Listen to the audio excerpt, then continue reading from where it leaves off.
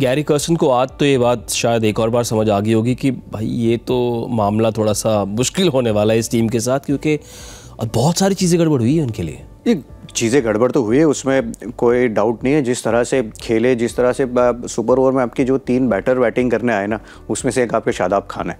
So that means वो आपको वो चीज़ पूरी दर्शाती है कि आपके पास वो पावर हिटर्स है नहीं। तो और वो T20 में आपको वो चीज़ ज़रूरी होती है, स्पेशली जब आप सुपर ओवर जैसे गेम में पहुंच जाते हैं। तो आई थिंक पाकिस्तान के पास वो बैटिंग लाइनअप है नहीं, उसमें कोई डाउट नहीं है। तो इसके लिए वो ये 160-170 वाला मैच खेलेंगे तो इनकी बॉलिंग बहुत अच्छी करना इनके लिए बहुत ही ज़्यादा आवश्यक हो जाता है। अगर गेंदबाजी उनकी अच्छी नहीं होगी तो फिर, क्योंकि बैटिंग लाइनअप आपको पता है कि बैटिंग लाइनअप आपको 150 से 170 के बीच वाला ही स्कोर करके देगी, लेकिन आपकी जो स्ट्रेंथ है वो आपकी गेंदबाजी है। अगर वो सही पे नहीं होगी तो फिर आपको ऐसे एसोसिएट नेशन है जो गिन के अच्छी बल्लेबाजी कर रहे थे। आई थिंक जो अभी हमने नेट रन रेट भी देखा, उनका जो रन रेट जो देखा, वो कभी भी ऐसा लगा नहीं कि यूएसए के दूर जा रही थी गेम हमेशा उनके कंट्रोल में थी।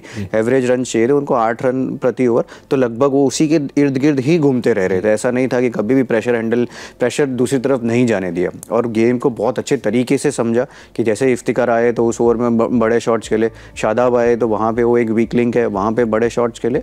बट पाकिस्तान को वो चीज़ तो सोचनी होगी कि किस तरह से हम ना वो स्कोर थोड़ा ज़्यादा करे, और गेंदबाजी में भी थोड़ा अंडर प्रेशर वो थोड़ा ज़्यादा और जिम्मेदारी लेनी पड़ेगी उन्हें। पावर प्ले में बेहतर होता कि फ़खर जमान स्ट्राइक लेते? इफ्ती तो पहले 5 बॉल खेल गए, 4 बॉल, बेहतर होता? नहीं, देखिए वो तो दोनों बल्लेबाज वहाँ पर डिस्कशन करके ही जाते हैं, तो जिसका जैसे कंफर्ट है उस हिसाब से आप गेम के साथ चलते हो।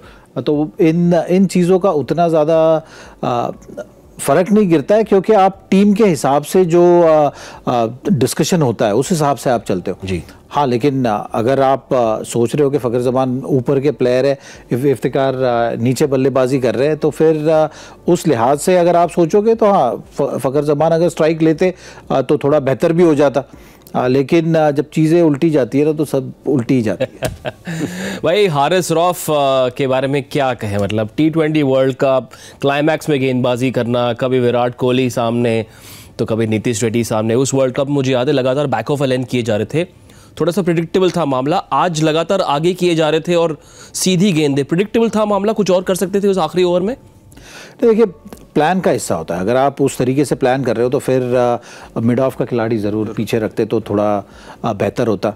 जब आप बैक ऑफ द लेंथ गेंद कर रहे हैं या into the pitch slower one करने देख रहे हैं, तो उस हिसाब से अगर आप फील्ड लगाने देख रहे हो तो आप कहते चलिए मिड ऑफ ऊपर ला रहे हैं। या तो वाइड यॉर्कर जब गेंदबाज करने देखता है तो फिर वो मिड ऑफ का खिलाड़ी कभी कभी ऊपर रखना पसंद करता है जी। आज उस हिसाब से किया नहीं। हो सकता है अगर पहले 4-5 गेंदों में नहीं किया तो वो आखिरी गेंद पे तो वो सोच सकते थे। और बाबर जिस तरीके से कहने की कोशिश कर रहे थे ना वहाँ पर, वो चौका जाने के बाद हो सकता है वो यही करने का प्रयास कर रहे थे। अगर आपको यॉर्कर ही करना था तो फिर वो मिड ऑफ का फील्डर आप पीछे ले सकते थे।